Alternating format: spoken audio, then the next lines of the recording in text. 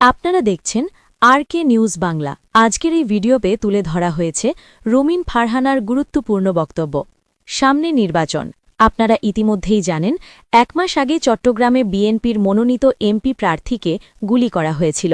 গতকালকে ওসমান গনি, গণতন্ত্র মঞ্চের একজন তরুণ তুর্কি, একজন তরুণ নেতা এবং তিনি ঢাকা আসন থেকে নির্বাচন করার ঘোষণা দিয়েছেন স্বতন্ত্র প্রার্থী হিসেবে, তাকে খুব খারাপভাবে মাথায় গুলি করে আইসিইউতে আছেন তিনি এখন। আমরা সবাই গনি ভাইয়ের দ্রুত সুস্থতার জন্য আল্লাহ রাব্বুল আলামিনের কাছে দোয়া করি। তবে এই সকল গুলির ঘটনা, আহত করার ঘটনা সুষ্ঠু তদন্ত সরকারকেই করতে হবে।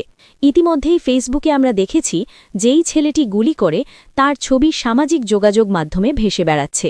আমরা বিশ্বাস করি, সরকার যদি চায়, এই ধরনের নৃশংস খুনি, মস্তান, দুর্বৃত্তকে একদিন ২৪ ঘণ্টার মধ্যেই ধরতে পারে।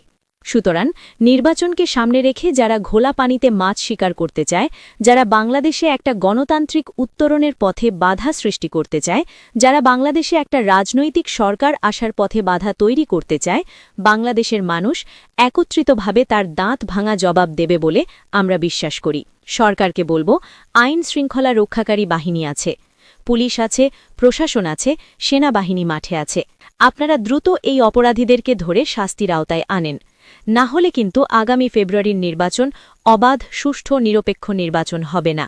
আমি সরকারকে আহ্বান জানাব, শস্যের মধ্যে যদি ভূত থাকে, সরকারের মধ্যে যদি কোনো অংশ থাকে যারা এই নির্বাচনকে বিলম্বিত করতে চায়, তাদের অবিলম্বে চিহ্নিত করুন।